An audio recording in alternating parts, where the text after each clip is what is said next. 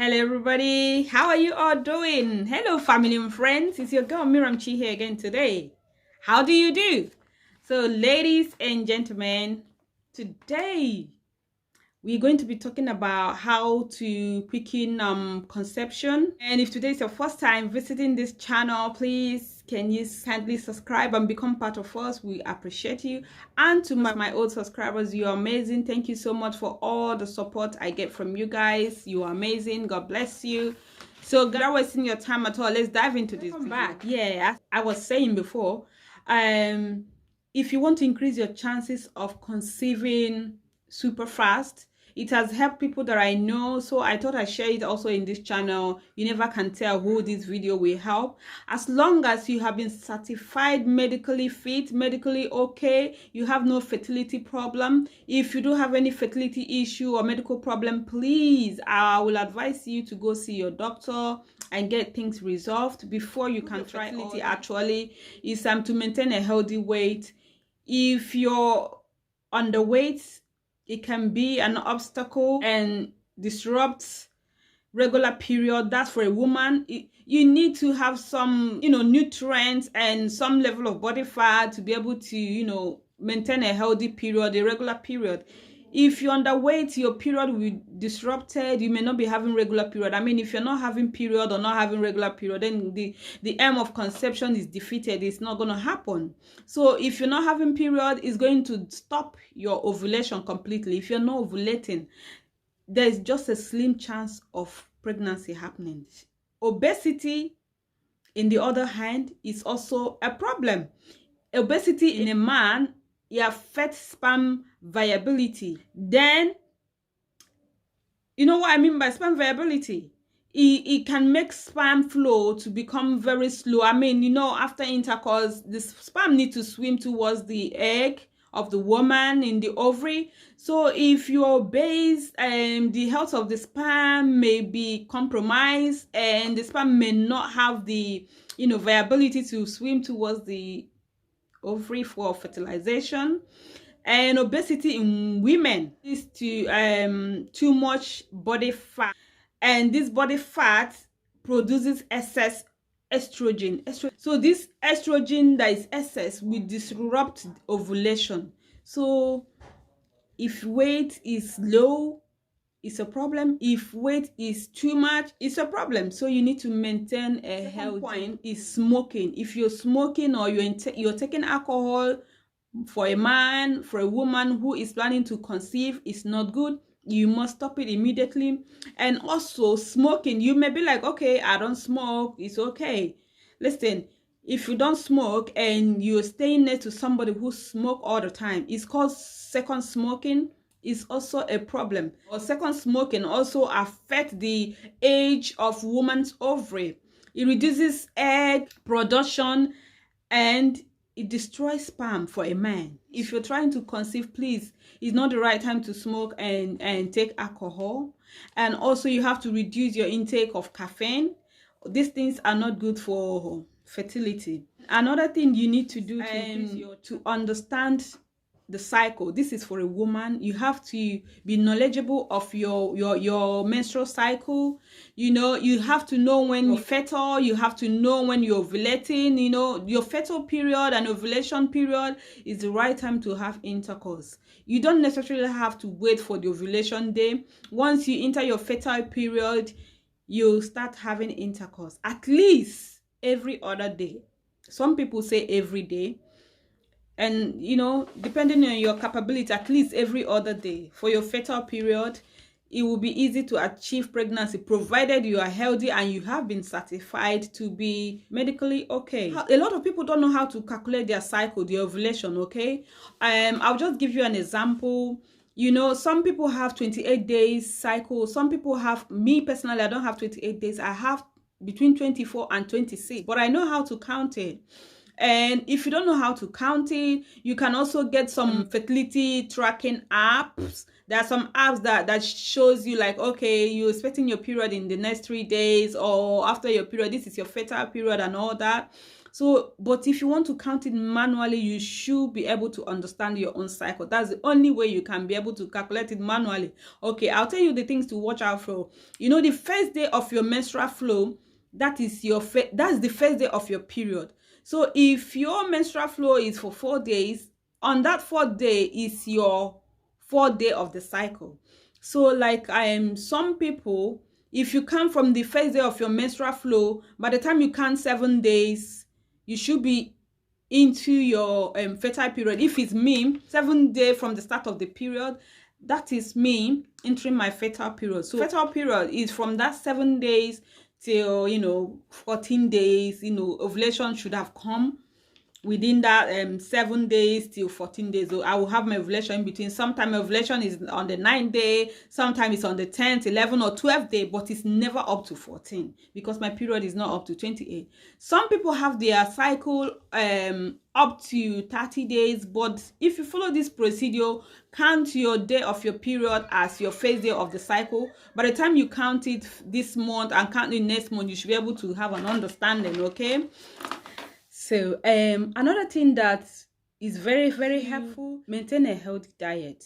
Okay, if you're trying to conceive, you have to really watch what you're eating. Please cut down on carbs. Eat more of green leafy vegetables, eat nuts and yogurts and dairy products, plant-based proteins and whole grain. Okay, instead of eating white bread, maybe you should swap it for brown bread, occasionally.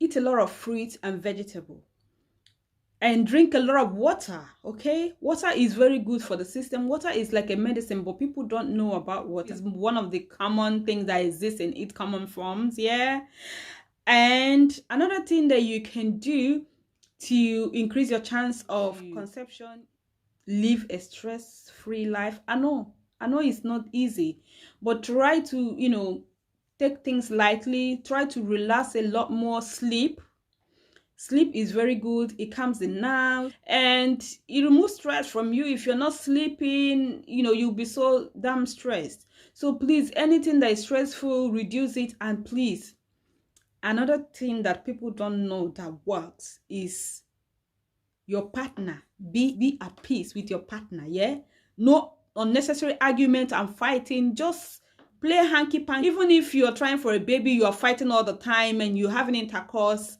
it may not work. But if people are just taking things lightly, accommodating each other, and when you are happy, all these things comes naturally as well. You don't know. So please try and be at peace with your partner. Okay, if you're not at peace, he will just mount on you and do whatever, nothing happens. So please, the state of the mind also is very important. We cannot underrate that at all. So please, maintain peace in your relationship at that period you're trying for a child. Actually, it's good to maintain peace in relationship if you want to look fresh. Okay, I know sometimes it's not easy to come by, it doesn't happen, but that period you're expecting to do something to conceive, it's good that you maintain a very friendly Another thing that I want to say that most people take for granted is, you see, immediately after intercourse, yeah, it's okay, the man can get up, but the woman, it is advised that you lay back on your back at least 10-15 minutes. Don't just, after intercourse, the man gets up to the washroom, then you, the woman, you get up again to the washroom or go to the toilet and sit down to wee and all that. Listen, the sperm is flowing back out into the toilet if you're doing that. So please, if you're trying for a child and you're doing all these things, after intercourse, rest down there on the bed, on your back, okay? Lay down there, and 10-15 minutes is not too much. Whatever it is can wait. Do you know why?